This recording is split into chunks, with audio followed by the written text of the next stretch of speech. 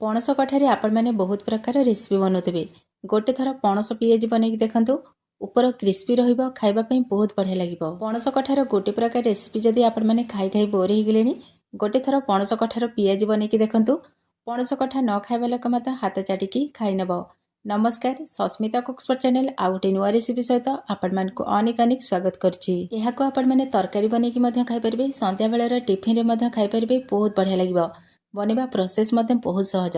ताले चलतु आज पणस कठार नुआ रेसिपी को आरंभ करवा। पणस कठा पिआजी बनैबा पई एठी देखंतु 400 ग्राम पणस कठा को काटिकी मु हल्दी पानी रे पके देथिली। पणस कठा आउ कला पड़बनी। पणस कठा को एठी मु टिके छोट छोट कटिकी काटिची जेहेतु आमे पणस कठा को सिजेबा। पणस कठा जल्दी सिजिबा पई एई भली कोन करबा ना पणस कठा को टिके छोट छोट पीसेस करिकी काटि नेबे। एठी मु 400 ग्राम पणस कठा नीची, आपण माने कम बेसी मध्य करि परिबे। एठी हमर पणस कठा रेडी अछि। एबे जिबा नेक्स्ट प्रोसेस को। एपटे देखंतु फ्लेम ऊपर गोटे छोट डिक्ची रे गोटे बड़ गिलास एठी मु पानी देइची। पानी को मीडियम फ्लेम रे गरम करनबा। पानी गरम हे गेला परे आधा चामच लूण, आधा चामच हळदी गुंड पकेकी पानी को फुटिबा पई छाडी दबा।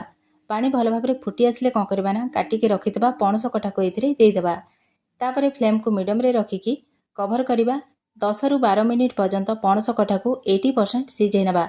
एठी आपण माने चाहिले प्रेशर कुकर रे मध्य पणस कठा को सिझेई परिबे। प्रेशर कुकर रे जदि आपण माने पणस कठा को सिझेबे ताले लो टू मीडियम फ्लेम रे गोटे हुइसिल आसीबा पर्यंत पणस कठा को 80% सिझेई नेबे। पणस कठा को सिझेबार देखंतु 10 रु 12 मिनिट हो जाईची। पणस कठा एठी 80% सिझी जाईची। एबे कोन करबा ना फ्लेम को ऑफ कर दबा। पणस कठा को आमे छाणी बाहर करनबा। तो देखंतु पणस कठा को छाणी मु बाहर करनेची। एबे कोन करबा ना ए छणा हेतबा पणस कठा सब गोटे बाउल रे दे देबा। किछि समय खेले नेबा जेमते कि ठंडा हे जिवो। तो पणस कठा ठंडा हैला भितरे चलंतु आमे अन्य जिंस सब रेडी करबा। एठी देखंतु आधा कप बुट डाली को 3 रु 4 घंटा पूर्वरु बतुरेई कि रखिथिली। बुट डाली बहुत भल भाबरे बतुरी जाईची। 400 ग्राम पणस कठा पई एठी मु 150 ग्राम रो बुट डाली नेची। आपण माने कम बेसी करि परबे। एबे जिबा नेक्स्ट प्रोसेस को। एबे कोन करबा ना गोटे छोट मिक्सिंग जार नेबा। तापरे बतुरेई कि रखितबा सब जाक बुट डाली को एथिरे देई दबा। तापरे 2-3 चम्मच पानी देकी बुट डाली को टिके खदडा रखिकी बाटी नेबा। पूरा चिकन करके बाटबेनी, टिके खदडा रखिकी बाटबे। पिआजी खाइबा को बहुत बढ़िया लगिबो। तो देखंतु बुट डाली को बाटिकी नै आछि। बुट डाली को रखिबा साइड रे। जिबा नेक्स्ट प्रोसेस को। पणस कठा देखंतु एठी भल भाबरे ठंडा हे जाईची। एबे कोन करबा ना पणस कठा सब को एमती हाथ रे भांगी दबा। पूरा चिकन करके भांगीबेनी, एई भली टिके खंड खंड करके भांगी नेबे। सांग माने आजर वीडियो जदि आपण मानकु भल लागिबो लाइक करिवे, शेयर करिवे। चैनल रे नुआ थिले प्लीज सब्सक्राइब करनेबे। फेसबुक पेज रे देखुतले फॉलो तो निश्चय करनेबे। एठी देखंतु एई भली भाबे पणस कठा को पूरा छोट छोट करके खंड खंड करके भांगी देबे। बेसी गुंड करबेनी, नहले पणस कठार पिआजी खाउचंती बोली जणा पड़िबनी। टिके खंड खंड थबो, खाइला को लागिबो जे जेंती पणस कठार पिआजी खाउचंती। तो एई भली भाबे कोन करबे ना पणस कठा को छोट छोट करके भांगी नेबे। एबे कोन करबा ना बाटी के रखि देबा बुट डाली सब को एथिरे देई देबा। ता सहित 2 बड़ चामच पकेबा अदा रसुण आ सुखिला लंकार छेचा।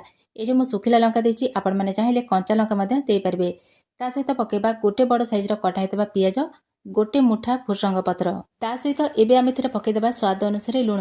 पणस कठा सिझिला को लूण पकेथिले, लूण पकेला को ध्यान रखिबे। ता सहित पकेबा आधा चामच गरम मसला, गोटे चामच मीट मसला।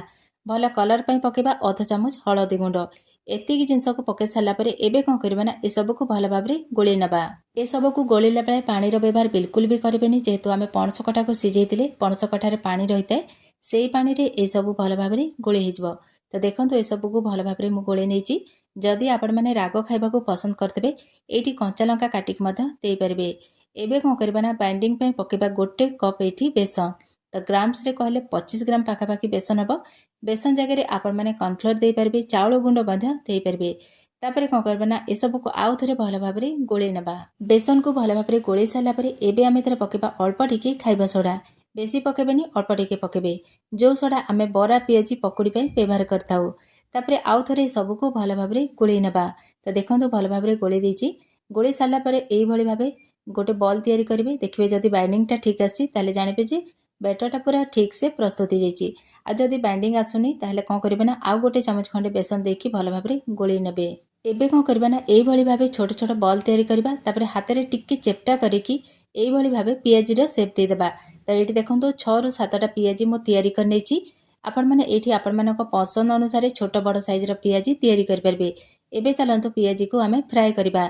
पियाजी को फ्राए करने एपटे देखो कड़े में तेल देती तेल को मीडियम फ्लेम रे गरम करना। ये आम फ्लेम को बिल्कुल भी हाई करवानी ना लो करवानी।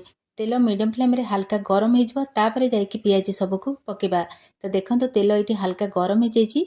एबे कौन करबा ना रखिथिबा पियाजी सबको ये देदेबा। पियाजी सबको तेल रे पकई सारापर सांगे सांगे ओल्टेबानी। 1 ରୁ 1.5 मिनिट खंडे छाड़ीदेबा तापर जाकि ओल्टेबा।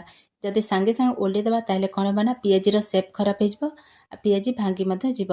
तो 1 ରୁ 1.5 मिनिट हो जाइए देखो। एबे कौन करबा ना पियाजी सबको ओल्टे नेबा। तापर फ्लेम को लो टू मीडियम रे रखिकी 2 ରୁ 3 मिनिट पर्यंत पियाजी सबको क्रिस्पी और लाल कलर हवा पर्यंत भल भाव फ्राए करनबा।